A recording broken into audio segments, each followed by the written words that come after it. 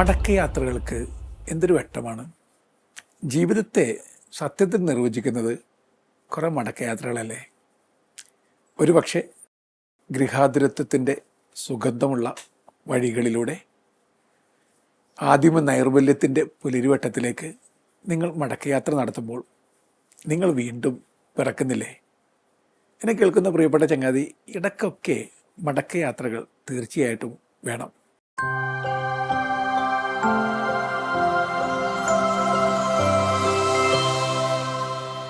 ഹൃദയത്തിൽ തൊട്ടു നിൽക്കുന്ന പഴയ ഇറ്റാലിയൻ സിനിമയുണ്ട്.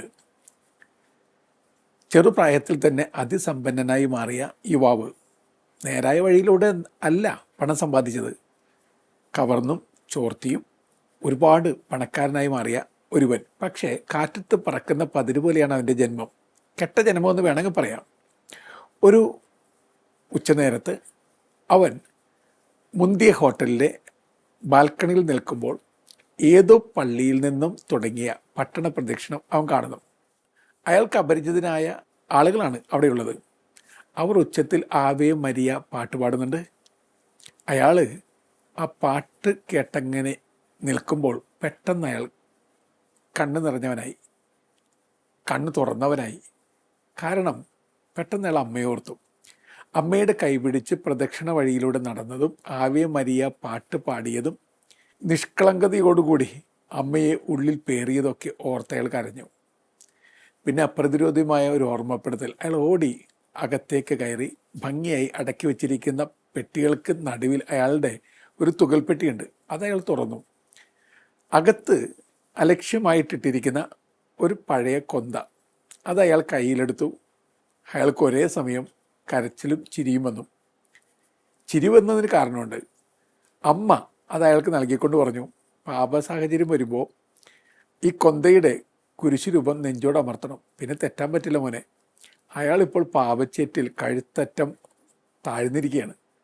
എങ്ങനെ ചിരിക്കാതിരിക്കും? പിന്നെ അയാൾ കരഞ്ഞുപോയി. കരഞ്ഞത് പണ്ട് എത്ര നൈർമല്യമുള്ള ഒരാളായിരുന്നു ഞാൻ.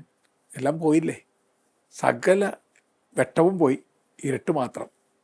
കരയാതിരിക്കുന്നത് എങ്ങനെയാണ്? അയാൾ ആ കൊന്ത എടുത്തണിഞ്ഞു. എന്നിട്ട് അയാൾക്ക് അപരിചിതരായ ആളുകൾക്കിടയിലേക്ക് അയാൾ ഓടിയിറങ്ങി. ആ കുഞ്ഞിനെ പോലെ അവർക്കൊപ്പം അയാൾ ആവേ മരിയ എന്ന് പാടാൻ തുടങ്ങി. നടന്ന് പള്ളിമുറ്റത്തെത്തി. അപ്പോഴാണ് അയാൾ മനസ്സിലാക്കിയത് അന്ന് അമ്മയുടെ ജനന തിരുനാളാണ്. അയാൾ സ്വർഗത്തിലേക്ക് കണ്ണുകൾ ഉയർത്തും മട്ടിൽ കണ്ണുകൾ ഉയർത്തി ഉച്ചത്തിൽ പറഞ്ഞു, മമ്മ ഹാപ്പി ബർത്ത്ഡേ. പിന്നെ ഉള്ളിലേക്ക് നോക്കി പറഞ്ഞു, ഹാപ്പി ബർത്ത്ഡേ ടു യു. അയാളന്ന് പിറവിയെടുത്ത ദിനമാണ്. അമ്മയുടെ സ്നേഹത്തിൽ അയാൾ വീണ്ടും ജനിച്ചു. ഇനി ജീവിതത്തിലേക്ക് അയാൾ നടന്നു പോവുക പുതിയൊരു വ്യക്തിയായിട്ടായിരിക്കും. ഇതുപോലെ അമ്മയുടെ ഗർഭഗേഹത്തിലേക്ക് ഇടയ്ക്കൊന്ന് കയറി ചെന്ന് വീണ്ടും ഒരു കുഞ്ഞിനെ പോലെ പിറക്കേണ്ടത് ആവശ്യമില്ലേ? ആവശ്യമുണ്ട്. അങ്ങനെ പിറക്കുവാൻ സാധിക്കുമ്പോഴല്ലേ ജീവിതം ജീവിതമായിട്ട് മാറുക. ഒന്ന്, ചില ഓർമ്മകൾ ഉണ്ടായിരിക്കണം. വർഷങ്ങൾക്ക് മുമ്പ് ഞാനിപ്പോൾ താമസിക്കുന്ന ഹൗസിൽ താമസിച്ചിരുന്നു, ആശ്രമ ഭവനിൽ. അവിടെ നിന്ന് സെയിൻറ്റ് ആൽബർട്ട്സ് കോളേജ് ഗ്രൗണ്ടിലേക്ക് നടക്കാൻ പോയിരുന്നു. അന്ന് അവിടെ ഒരു ഹോസ്റ്റലുണ്ടായിരുന്നു. ആ ഹോസ്റ്റലിൽ അത്രയ്ക്കങ്ങ് പഠിച്ചുയരുവാൻ പറ്റാത്ത വിധത്തിൽ സാമ്പത്തിക പ്രശ്നങ്ങളുള്ള കുട്ടികൾ താമസിച്ചിരുന്നു. അവരിലൊരു പയ്യൻ തീർത്തും ഗ്രാമീണമായ അന്തരീക്ഷത്തിൽ വന്നയാൾ, പക്ഷേ സ്മാർട്ടാണ്. അത്തവണത്തെ റിസൾട്ട് വന്നപ്പോൾ അവന് 2ാം റാങ്കുണ്ട് MG യൂണിവേഴ്സിറ്റിയിൽ. അഭിനന്ദിച്ചുകൊണ്ട് അടുത്ത് ചെന്നു. ഞാൻ പറഞ്ഞു, മോനെ എങ്ങനെ ഇങ്ങനെ പഠിച്ചു തരാൻ പറ്റി? തൊട്ടടുത്ത് തിയേറ്റർ, തൊട്ടടുത്ത് നിൽക്കുന്ന കൂട്ടുകാർ ഉഴപ്പന്മാർ, എങ്ങനെ പിടിച്ചിരുന്നു? എങ്ങനെ ഉഴപ്പാതെ സ്വയം ഉറപ്പിച്ചു നിർത്തി? അവൻ എന്നോട് പറയുന്നു, എൻ്റെ കൂടെ നിന്ന് വാ, അവിടെ ഡോർമെട്രി ഉണ്ട്, കോമൺ ഡോർമെട്രിയാണ്, കിടപ്പുമുറി. അവിടെ നിരത്തിയിട്ടിരിക്കുന്ന കട്ടിലുകൾ, അവൻ്റെ കട്ടിലിന് തൊട്ടടുത്ത് ചെറിയൊരു ടീപ്പോയി പോലെ അവിടെ നിറം മങ്ങി തുടങ്ങിയ ഒരു ഫോട്ടോ ആൽബം ഉണ്ട്. ഫോട്ടോ ഫ്രെയിം ചെയ്ത് വെച്ചിരിക്കുകയാണ്. അവൻ എന്നോട് പറയുന്നു, ഉഴപ്പം പ്രേരണയൊക്കെ വരുവെച്ചാൽ, പക്ഷേ അപ്പോൾ ഞാൻ അപ്പൻ്റെ മുഖത്തേക്ക് നോക്കും. പാവം, കണ്ണടച്ചെന്നെ വിശ്വസിക്കുന്ന തനി നാട്ടുപുറത്തുകാരൻ കാരണവരാണ്. ഇനി അമ്മയുടെ മുഖത്ത് നോക്കും. അമ്മ എന്നെക്കുറിച്ച് സ്വപ്നം കാണുന്നു, എന്നിലൂടെ സ്വപ്നം കാണുന്നു. ഇനി അനുജത്തി, അവൾക്ക് ഞാൻ എല്ലാമാണ്, എല്ലാ സൗഭാഗ്യവും ഞാൻ കൊണ്ടുവരുന്നുള്ള ഉറച്ച ബോധ്യം അവൾക്കുണ്ട്. 3 പേരുടെ മുഖത്തേക്ക് മാറി മാറി നോക്കിക്കഴിയുമ്പോൾ പിന്നെ തെറ്റൊന്നും ചെയ്യാൻ പറ്റില്ല, കൈകാലി വിറച്ചു പോകും. അങ്ങനെയൊക്കെ പിടിച്ചിരുന്നാണ് വെച്ചാൽ ഇതുപോലെ വിജയിക്കാൻ ഇപ്പോൾ പറ്റിയത്. എൻ്റെ പ്രിയപ്പെട്ടവരെ, നമ്മുടെയൊക്കെ പ്രശ്നം എന്താണ്? ഓർമ്മകളൊന്നുമില്ല. നൈർമല്യത്തിൻ്റെ ഓർമ്മകൾ പോയി, മറ്റുള്ളവരുടെ ത്യാഗത്തിൻ്റെ ഓർമ്മകൾ പോയി, മറ്റുള്ളവർ നമുക്ക് വേണ്ടി നിന്നെരിയുകയാണ്, പൊരിഞ്ഞു തീരുകയാണ് എന്നുള്ള ഓർമ്മകൾ പോയി, നടവഴിയുടെ ഓർമ്മ പോയി, ഇതുവരെ നടന്ന വഴിയുടെ ഓർമ്മ പോയി, മൊത്തം ഒരു ഓർമ്മയില്ല. നമുക്ക് നമ്മുടേതായ ചെറു ലോകത്തിൽ കുറേ ആഹ്ലാദങ്ങളിൽ മുഴുകിക്കിടക്കുവാനുള്ള പ്രേരണ മാത്രം. ഓർമ്മകളൊക്കെ ഉണ്ടാവണം. ഓർമ്മകൾ ഉണ്ടാകുമ്പോഴാണ് മനുഷ്യരൊക്കെ കുറച്ചുകൂടി നന്നാവുക.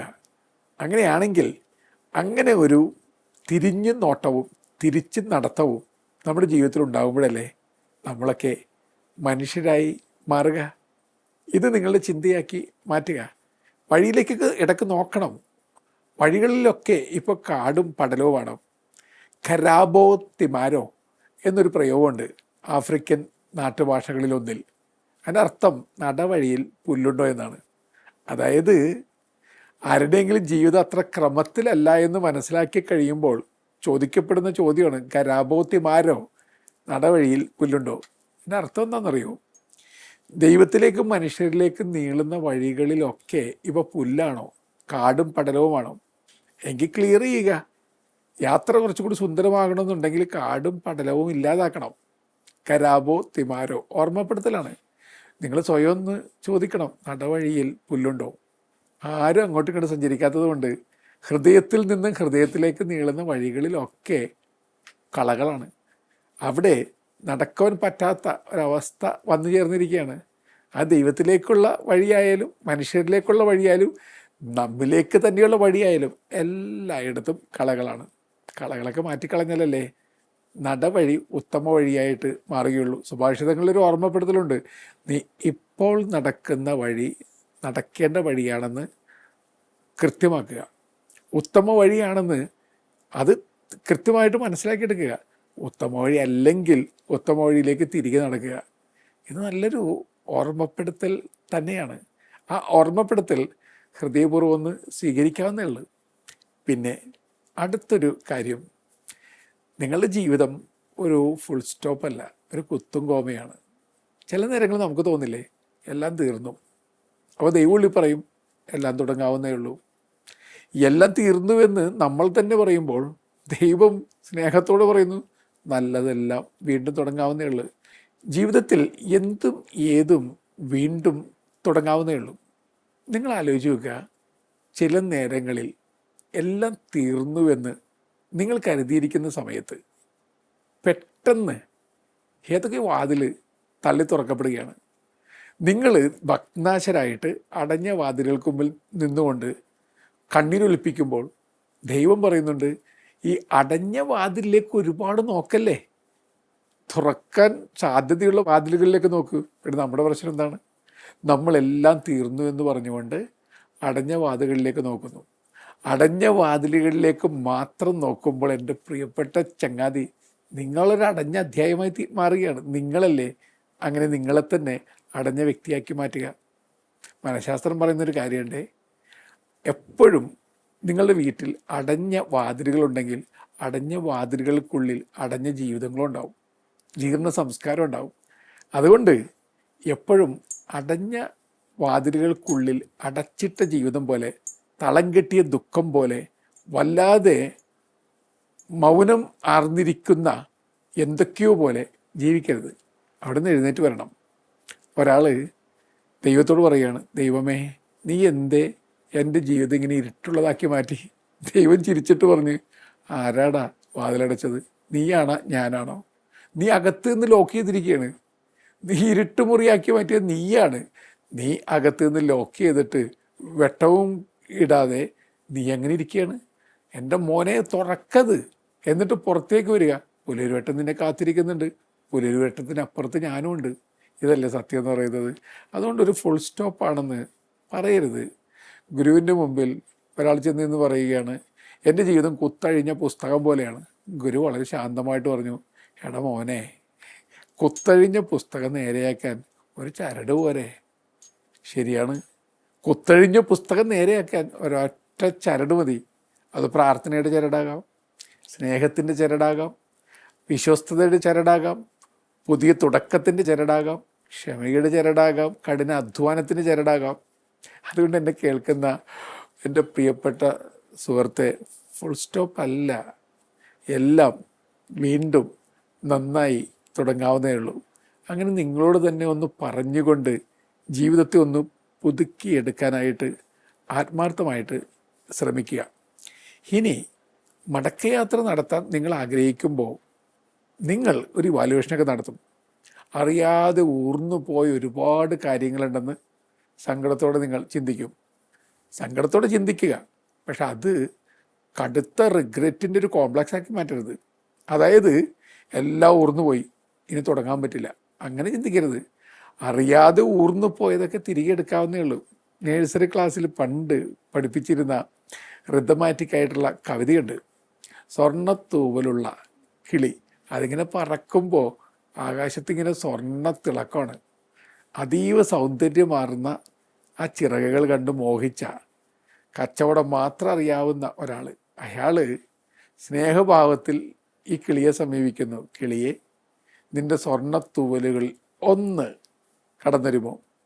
കിളി കരുണാർദ്രതയുള്ള കിളിയാണ്, വിവേകവും ഇത്തിരി കുറവാണ്. അതുകൊണ്ട് കച്ചവടക്കാരന് ഒരു തൂവൽ കടം കൊടുത്തു. അടുത്ത ദിവസം അവൻ വീണ്ടും വന്നു. അവന് കച്ചവടമല്ലേ അറിയൂ. അവൻ കരഞ്ഞുകൊണ്ട് പറയുന്നു, ഒരു തൂവൽ കൂടി കടം തരുമോ? പാവം കിളി വീണ്ടും കരുണാർദ്രതയോടെ വിവേകക്കുറവോടുകൂടി ഒരു തൂവൽ കൂടി കടം കൊടുത്തു. അടുത്ത ദിവസം അടുത്ത തൂവൽ, അതിനടുത്ത ദിവസം അതിനടുത്ത തൂവൽ, ഇങ്ങനെ ഓരോ ദിവസവും ഓരോ തൂവൽ. തൂവലുകളെല്ലാം നഷ്ടപ്പെടുത്തി കളഞ്ഞപ്പോൾ അവസാനം ചിറകില്ലാത്ത പാവം കിളി പറക്കാൻ ശ്രമിച്ചു. പറക്കാൻ പറ്റുന്നില്ല, ചിറകില്ല, തൂവലുകളില്ല. ആകാശം ഇപ്പോൾ വിദൂര സ്വപ്നം പോലെ. അവൻ നിലത്ത് കിടന്നുകൊണ്ട് സ്വന്തം വിധിയെ പഴിച്ച് അങ്ങനെ അങ്ങനെ അങ്ങനെ ജന്മം തള്ളി നീക്കും. ഞാനിത് പറയുമ്പോൾ ഒരു പക്ഷേ നിങ്ങൾ ഈ കഥയിൽ നിങ്ങളെ തന്നെ കണ്ടെത്തിയെന്ന് വരാം. ആർക്കൊക്കെയോ കരുണയുടെ പേരിൽ വിവേകം നഷ്ടപ്പെടുത്തി നിങ്ങൾ കൊടുത്ത നിങ്ങളുടെ സ്വർണ്ണ തൂവലുകൾ. പക്ഷേ എല്ലാ സ്വർണ്ണത്തൂവലുകളും പോയിട്ടും ദൈവം പറയുന്നുണ്ട്, ഞാൻ നിന്നെ കൈവിട്ട് കളയില്ല, ഞാൻ നിനക്ക് നഷ്ടപ്പെട്ടത് വീണ്ടും തരും. വിജനതയിൽ ഞാൻ വീണ്ടും ഒരു പാത വെട്ടിയൊരുക്കും. മരുഭൂമിയിൽ നിനക്ക് വേണ്ടി ഞാനൊരു നീരുറവ വീണ്ടും നൽകും. നിനക്ക് ഞാൻ പുതിയ ജീവിതം തരും. കഴിഞ്ഞതൊന്നും നീ ഇനി ഓർക്കണ്ട. നഷ്ടപ്പെട്ട ജീവിതത്തിൻ്റെ, നഷ്ടസ്വർഗത്തിൻ്റെ ഓർമ്മകൾ കൊണ്ട് നീ നിന്നത്തിന് ഇനി വീർപ്പ് മുട്ടിക്കണ്ട. ഞാൻ നിനക്ക് വേണ്ടി പുതിയത് ചെയ്യും. നിൻ്റെ പാട്ട് ഞാൻ വീണ്ടെടുത്ത് തരും, നിൻ്റെ ആട്ടം ഞാൻ വീണ്ടെടുത്ത് തരും, നിൻ്റെ ജീവിതത്തിൽ നഷ്ടപ്പെട്ടതെല്ലാം ഞാൻ നിനക്ക് തരും. നിനക്ക് എന്നിലൂടെ എല്ലാം സാധ്യമാകും. എന്നെ സ്നേഹിക്കുന്നവർക്ക്, എൻ്റെ പദ്ധതി അനുസരിച്ച് വിളിക്കപ്പെട്ടിരിക്കുന്നവർക്ക് ഞാൻ എല്ലാം നന്മയാക്കി മാറ്റുന്നു. ഇത് പറയുന്ന ദൈവത്തെ നിങ്ങൾ എപ്പോഴെങ്കിലും കണ്ടിട്ടുണ്ടോ? ഈ ദൈവത്തെ നിങ്ങൾ എപ്പോഴെങ്കിലും കേട്ടിട്ടുണ്ടോ? അങ്ങനെ കണ്ട് കേട്ട് എൻ്റെ പ്രിയപ്പെട്ട ചങ്ങാതി ജീവിതത്തിലേക്ക് പിച്ച വെക്കുമ്പോൾ ജീവിതം സുന്ദരമായി മാറുകയല്ലേ? അപ്പോൾ പുതിയൊരു തുടക്കമിടാനായിട്ട് ആരംഭിക്കുക. പോപ്പ് ഫ്രാൻസിസ് വൈദികരെ ഓർമ്മപ്പെടുത്തിക്കൊണ്ട് ക്രിസ്മസ് കുർബാനയ്ക്കിടയിൽ ഇങ്ങനെയൊരു പ്രസംഗം നടത്തി. Never ever forget your first love. ആദ്യ സ്നേഹം മറക്കാതിരിക്കുക. ശരിയാണ്. നിങ്ങൾ തന്നെ നിഷ്കളങ്കതയുടെ ആദ്യ നാളുകൾ ഓർക്കുക. നിങ്ങൾ ദാമ്പത്യത്തിൽ നിങ്ങൾക്ക് ആദ്യം ഉണ്ടായിരുന്ന സ്നേഹം ഇപ്പോൾ ഉണ്ടോ? നുറുങ്ങുവെട്ടങ്ങൾ എന്ന പേരിൽ ലിയോ തദേവൂസ് ഡയറക്റ്റ് ചെയ്ത സുന്ദരമായിട്ടുള്ള ചെറു സിനിമയുണ്ട്, ഷോർട്ട് മൂവി. മഠത്തിൽ അഭയം തേടി വന്ന ക്യാൻസർ രോഗബാധിത. മഠത്തിലെ സിസ്റ്റർ അവരുടെ ബെസ്റ്റ് ഫ്രണ്ടാണ്. രണ്ടുപേരും ഒരു വൈകുന്നേരം തണുപ്പുറഞ്ഞു കിടക്കുന്ന താഴ്വാരത്തിലൂടെ നടക്കാൻ പോവുകയാണ്. ഒരു മരത്തണലിലിരുന്ന് ഈ പെൺകുട്ടിയുടെ പഴയ വെഡ്ഡിങ് ആൽബം അവർ കണ്ടുകൊണ്ടിരിക്കുകയാണ്. നിറം മങ്ങി തുടങ്ങിയ ചിത്രങ്ങളാണെങ്കിലും ഇങ്ങനെ ഒരു സൗന്ദര്യമൊക്കെ ഉണ്ട്. കന്യാസ്ത്രീ ഇവരോട് ചോദിച്ചു, എന്താ പറ്റിയത്? ഇത്ര സന്തോഷം ഉണ്ടായിരുന്ന നിങ്ങൾ എങ്ങനെയാണ് ഡിവോഴ്സിലേക്കൊക്കെ വീണുപോയത്? എന്താ പറ്റിയത്? അവൾ സങ്കടത്തോടു കൂടി ചെറു കണ്ണീർ കണം പിഴിച്ചുകൊണ്ട് പറഞ്ഞു, ആദ്യം ഉണ്ടായിരുന്ന സ്നേഹം ഇപ്പം ഇല്ല, അതാണ് പറ്റിയത്. അങ്ങനെയാണ് വിവാഹമോചനമൊക്കെ വന്നത്. പെട്ടെന്ന് കന്യാസ്ത്രീ ചാടി എഴുന്നേറ്റു, നേരെ പള്ളിയിലേക്ക് ഓടി. അവിടെ ചെന്ന് പള്ളി തള്ളി തുറന്ന് ബൈബിൾ തുറന്നു. വെളിപാട് പുസ്തകത്തിൻ്റെ ഓർമ്മപ്പെടുത്തലാണ് അപ്പോൾ നിറഞ്ഞു നിൽക്കുന്നത്. നിനക്ക് ആദ്യം ഉണ്ടായിരുന്ന സ്നേഹം നിനക്കിപ്പോൾ ഇല്ല. ഏതവസ്ഥയിൽ നിന്നാണ് നീ അധപതിച്ചതെന്ന് തിരിച്ചറിയുക.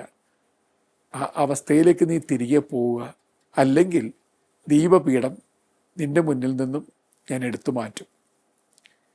ഇതങ്ങോട്ട് വായിച്ചു കഴിയുമ്പോൾ ഹല്ലേലൂയ ഗീതം മുഴങ്ങുകയാണ്. ആദിമ സ്നേഹത്തിലേക്ക് മടങ്ങിപ്പോവുക. പോപ്പ് ഇന്നസെൻ്റ് മൂന്നാമൻ എന്ന കിങ് മേക്കറുടെ മുമ്പിൽ ഫ്രാൻസിസ് അസീസി പുതിയൊരു സന്യാസ സഭ തുടങ്ങാനുള്ള അനുവാദം തേടി വന്നതാണ്. നല്ല പേടിയുണ്ട്, കാരണം രാജാക്കന്മാരുടെ രാജാവിനെ പോലെയാണെന്ന് ഇന്നസെൻ്റ് മൂന്നാമൻ. ചരിത്രത്തിലെ ഏറ്റവും ശക്തനായ ഒരു പാപ്പായാണ്.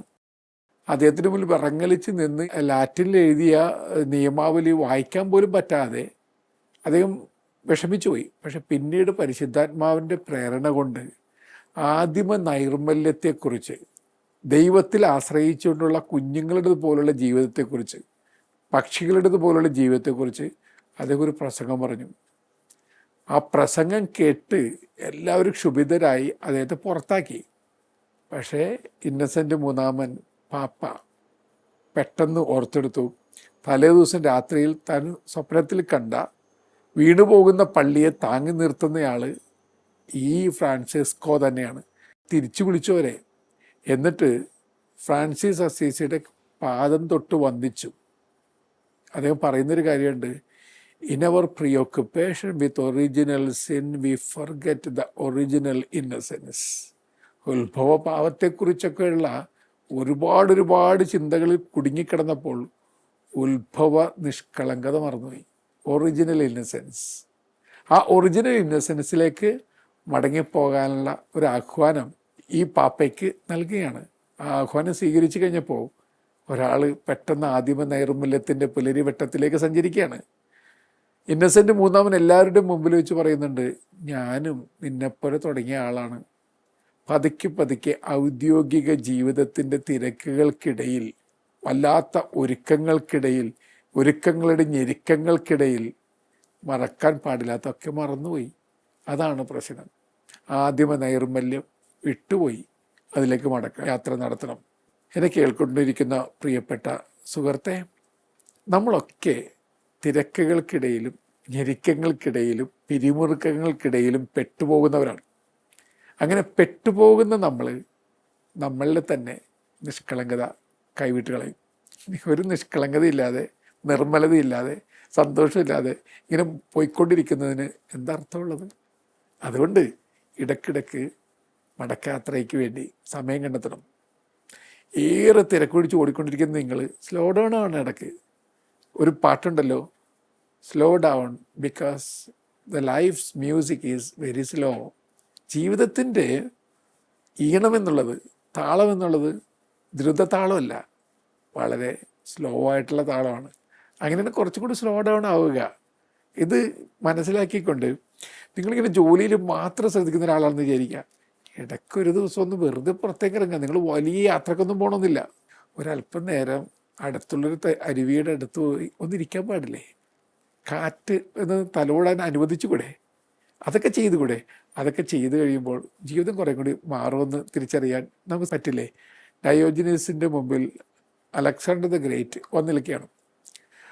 അലക്സാണ്ടർ ദ ഗ്രേറ്റ് പറഞ്ഞു, ഞാൻ വലിയ രാജാവാണ്.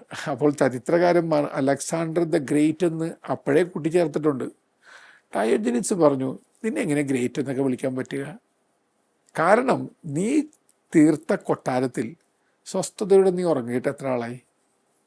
നീ തീർത്തിരിക്കുന്ന കൊട്ടാരത്തിന് മുന്നിലുള്ള ഉദ്യാനത്തിലെ പൂക്കളിൽ ഒരു പൂവൊന്ന് നീ കണ്ടിട്ട് എത്ര നാളായി? നീ ഉണ്ടാക്കിയെടുത്ത നിൻ്റെ കുഞ്ഞിനെ നീ ഒന്ന് ഉമ്മ വെച്ചിട്ട് എത്ര നാളായി? നിൻ്റെ പ്രിയപ്പെട്ട ഭാര്യയെ ഒന്ന് ആലിംഗനം ചെയ്തിട്ട് എത്ര നാളായി? അപ്പോൾ ശരിക്കും പറഞ്ഞു കഴിഞ്ഞാൽ അലക്സാണ്ടറെ, നീ അലക്സാണ്ടർ ദ ഗ്രേറ്റ് അല്ല, അലക്സാണ്ടർ ദ ഗ്രേറ്റ് ഡെഡ് ബോഡിയാണ്. നീ ശരിക്കും മഹത്തായ ഒരു ശവശരീരം, മൃതശരീരം മാത്രമാണ്. അതിന് ജീർണതയൊക്കെ വന്നു തുടങ്ങിയിട്ടുണ്ട്. അതിൻ്റെ ജീർണത ആളുകൾക്ക് സഹിക്കാനും പറ്റാതായിട്ടുണ്ട്. അതുകൊണ്ട് മഹത്വം നേടിയെടുക്കണമെന്നുണ്ടെങ്കിൽ slow down and start living. ഇതേ ഉപദേശം അലക്സാണ്ടർ ദ ഗ്രേറ്റിന് അദ്ദേഹത്തിൻ്റെ വലിയ ഗുരുവായ അരിസ്റ്റോട്ടിൽ നൽകിയിട്ടുണ്ട്. ഒരു പടപ്പുറപ്പാട് നടത്തുന്നതിൻ്റെ തലേ ദിവസം ഉറങ്ങാതിരിക്കുകയാണ് അലക്സാണ്ടർ ദ ഗ്രേറ്റ്. ഉറക്കം വെടിഞ്ഞ് പടയൊരുക്കം, പടപ്പുറപ്പാടിനെക്കുറിച്ചുള്ള പദ്ധതി ഒരുക്കം, അങ്ങനെ അങ്ങനെ അങ്ങനെ. അരിസ്റ്റോട്ടിൽ ചോദിച്ചു, എന്താ ഉറക്കം കിട്ടുന്നില്ലേ? ഇദ്ദേഹം പറഞ്ഞു, ഇല്ല. അതെന്താ ഉറക്കം കിട്ടാത്തത്? ഞാനിങ്ങനെ ചിന്തിച്ചുകൊണ്ടിരിക്കുകയാണ്. ഞാൻ ആദ്യം ഗ്രീക്ക് രാജ്യങ്ങളെല്ലാം കീഴടക്കും, മാസഡോണിയയിൽ നിന്ന് പുറപ്പെട്ട് എല്ലാ രാജ്യങ്ങളും കീഴടക്കും, ആഫ്രിക്കൻ പ്രവിശ്യകളൊക്കെ കീഴടക്കും, ഇന്ത്യൻ ഉപഭൂഖണ്ഡം മൊത്തത്തിൽ കീഴടക്കും. അങ്ങനെ കീഴടക്കി ലോകം മുഴുവൻ കീഴടക്കും. അതാണ് ഞാൻ ചിന്തിച്ചുകൊണ്ടിരിക്കുന്നത്. അത് ചിന്തിച്ച് എനിക്ക് ഉറക്കം കിട്ടുന്നില്ല. അപ്പോൾ ഇദ്ദേഹം പറഞ്ഞു, അപ്പോൾ എപ്പോഴാണ് നീ ഉറങ്ങുക? ഞാനിതൊക്കെ കീഴടക്കി കഴിയുമ്പോൾ സ്വസ്ഥമായിട്ട് ഉറങ്ങും. അപ്പോൾ ഇദ്ദേഹം പറഞ്ഞു, സ്വസ്ഥമായിട്ട് ഇപ്പോൾ ഉറങ്ങിക്കൂടെ? ഇതെല്ലാം കീഴടക്കി കഴിഞ്ഞിട്ട് സ്വസ്ഥമായിട്ട് ഉറങ്ങുമെന്ന് പറയുന്നതിൽ എന്താ അർത്ഥമുള്ളത്? പിന്നെ ഒരു ഭൂപടം കൊണ്ടുവന്ന് മുന്നിലിട്ടു. എന്നിട്ട് പറഞ്ഞു, നോക്കിയേ, ഗ്രീസ് എന്ന് പറയുന്ന ഒരു പൊട്ടാണ്. ആ പൊട്ടിനകത്തെ ചെറു പൊട്ടാണ് നിൻ്റെ രാജ്യം മസഡോണിയ. അതിനകത്ത് നിൻ്റെ കൊട്ടാരം കാണുന്നില്ല. അതിനകത്ത് നിന്നെ ആര് കാണാനാണ്? പൊട്ടിനകത്തെ പൊട്ടാണ് നീ. എന്നിട്ടാണ് ലോകം മുഴുവൻ കീഴടക്കാൻ നീ ശ്രമിച്ചുകൊണ്ടിരിക്കുന്നത്. പോയി കിടന്ന് സ്വസ്ഥമായിട്ട് ആദ്യം ഉറങ്ങ്, എന്നിട്ട് പടപ്പുറപ്പാടും പടയൊരുക്കവും നടത്തുക. സത്യമല്ലേ? എന്നെ കേട്ടുകൊണ്ടിരിക്കുന്ന പ്രിയപ്പെട്ടവരെ, നിങ്ങൾ ചെയ്യേണ്ട കാര്യങ്ങളൊന്നും ചെയ്യേണ്ടെന്നല്ല പറയുന്നത്. മറിച്ച് ഒരുപാട് വേഗതയോടുകൂടി മുന്നിലോട്ടല്ല പിന്നിലോട്ടാണ് ഇപ്പോൾ ഓടിക്കൊണ്ടിരിക്കുന്നത്. ഇതെൻ്റെ വാക്കുകളല്ല, പ്രവാചകൻ്റെ വാക്കുകളാണ്. മുന്നിലേക്കല്ല പിന്നിലേക്കാണ് നിങ്ങൾ ഓടിക്കൊണ്ടിരിക്കുന്നത്. നേടുകയല്ല, നഷ്ടപ്പെടുത്തിക്കൊണ്ടിരിക്കുകയാണ് നിങ്ങൾ ഓരോരുത്തരും. അങ്ങനെയാണെങ്കിൽ ഇടയ്ക്ക് സമയം കണ്ടെത്തി ആദിമ നൈർമല്യത്തിൻ്റെ പുലരിവെട്ടത്തിലേക്കൊന്ന് സഞ്ചരിക്കുക. ആ സഞ്ചാരം നമ്മൾ ജ്ഞാനികളാക്കും. ആ ജ്ഞാനം നമ്മൾ വിശുദ്ധരാക്കും. ആ വിശുദ്ധി നമ്മൾ ദൈവത്തോട് അടുപ്പിക്കും. അങ്ങനെ സംഭവിക്കട്ടെ. അതൊരാശയാണ്, അതൊരു പ്രത്യാശയാണ്, പ്രാർത്ഥനയാണ്. നല്ല യാത്ര നേരുന്നു.